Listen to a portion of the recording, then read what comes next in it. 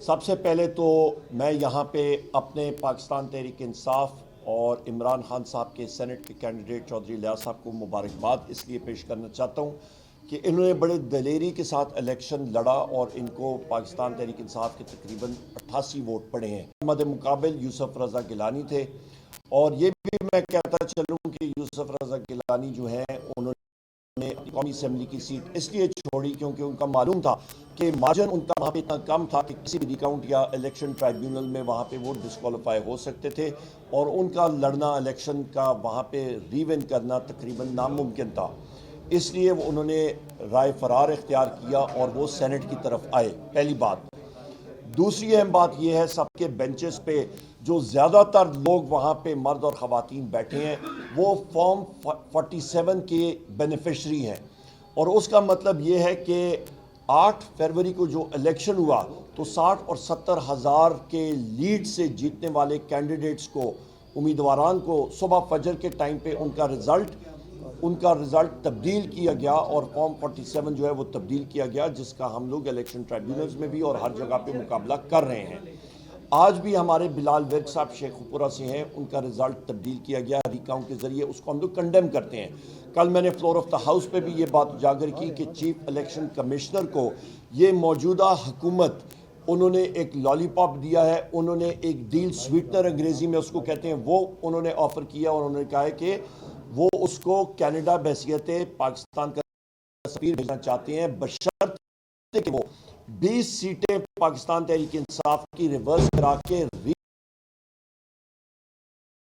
کے ذریعے وہ اس کو واپس یہ حکومتی اتحاد کے حق میں آئے، جس کو ہم لوگ کنڈیم کرتے ہیں۔ چیف الیکشن کمشنر کو فی الفور مستعفی ہونا چاہیے، اور اس کی کمیشن کو بھی، کیونکہ ان کا ایک ہی کام تھا کہ فری اینڈ فیئر الیکشن، صاف اور شفاف الیکشن کرائیں۔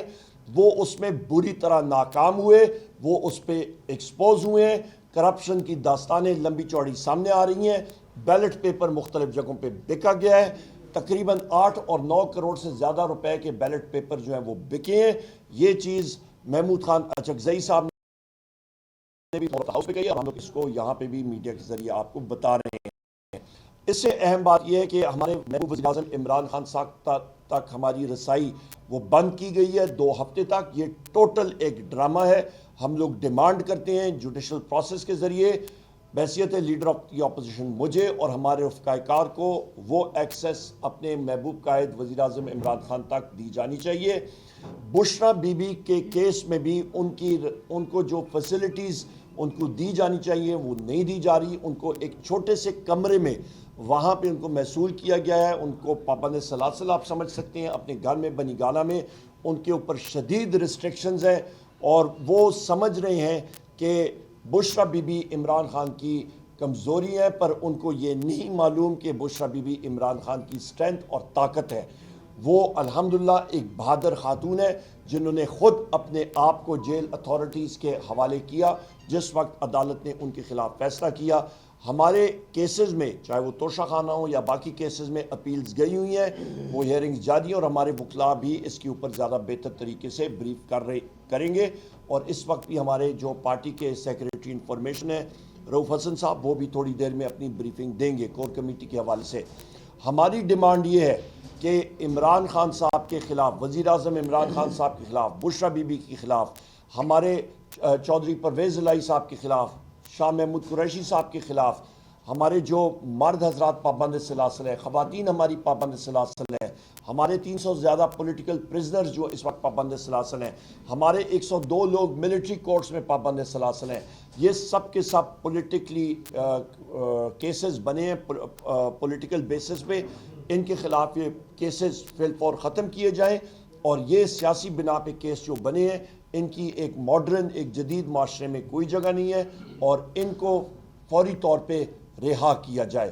اور جو غلط مقدمے اور کیسز بنے ہیں ہمارے باقی ساتھیوں پہ بھی، ان پہ بھی وہ کیسز ختم کیے جائیں، کیونکہ یہ ایک سارے لوگوں پہ قدغن لگی ہوئی ہے، اور فریڈم آف ایکسپریشن اور سپیچ، اور اس کے ساتھ ساتھ آئین اور قانون کے بالکل برخلاف، اور اس میں اس کے خلاف ہے۔ جناب عمر ایوب صاحب، کچھ افواہیں ہیں کہ عمران خان سے آخری ملاقات جب آپ لوگوں کی ہوئی تو انہوں نے آپ لوگوں کو یہ ہدایت کی ہے کہ اس کے بعد آپ لوگ استعفے دیں قومی اسمبلی سے۔ ایسی کوئی بات نہیں ہے۔ बताइएगा, आज कोर कमेटी के इजलास में वैसे तो उसका लामिया जारी किया गया है, निरंतर तौर पे वो बुलाया क्यों गया था, और उसके ऊपर पेशावर की सीट का भी उसमें हुआ, और दूसरा ये जो मुलाकात कल हुई है इस पे आप क्या कहें?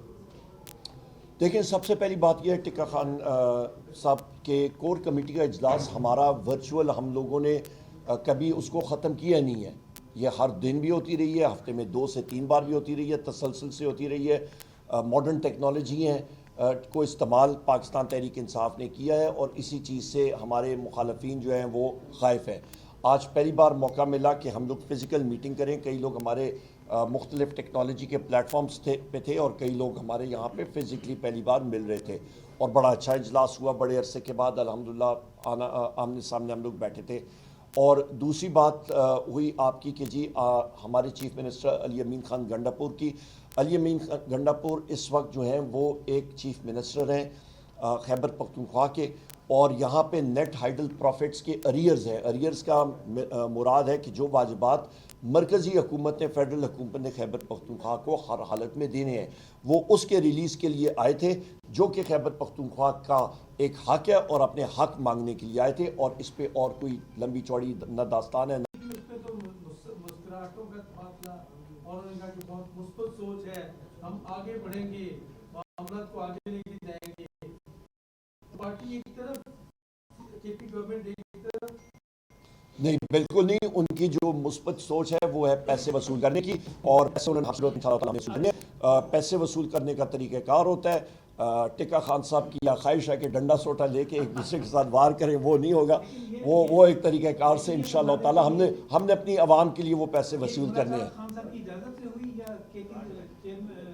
ज़ाहिर बात है जी, वो चीफ़ मिनिस्टर है और चीफ़ मिनिस्टर ने अपने सूबे के वाजिबात जो मरकज़ी हुकूमत ने देने हैं वो उन्होंने वसूली उस पर करनी है।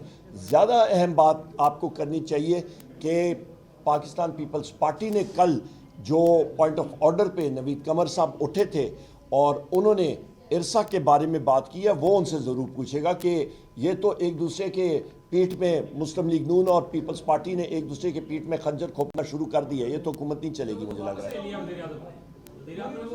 वो ये तो इब्तिदाई इश्क है, होता है क्या? ये तो अभी आगे देखिए ये होता है क्या इंतसाब। शहबाज शरीफ जाते हैं केपी के विजिट करने, तो अली अमीन गंडापुर को उनका इस्तेमाल करना चाहिए। वो अली अमीन खान साहब की मसरूफियत के ऊपर है।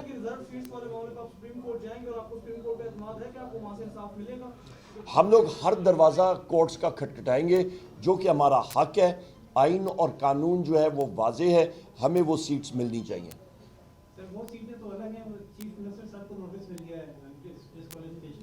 बिल्कुल गलत है, सियासी बेसिस पे वो मबनी है और उसके ना सारा है ना पैर है, वो डिसमिस हो जाएगा इंशाल्लाह। कोतला ने क्या बताया इस हवाले से कि चलो ये एक पार्ट तो समझ में आया कि जी ये बहाल नहीं था, तो दूसरे पे वो सीटें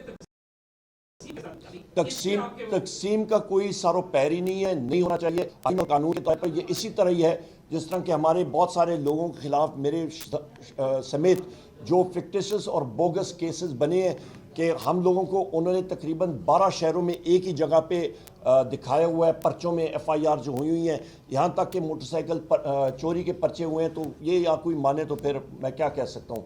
ये उसी तरह का एक जुगाड़ सिस्टम पाकिस्तान में बदकिस्मती के साथ चल रहा है, जिसको हम लोग कंडेम करते हैं। मैं फिर दोहरा रहा हूँ कि चीफ इलेक्शन कमिश्नर को जिसकी जिम्मेदारी थी, जिसके पास अरबों रुपए आए थे election free and fair conduct करने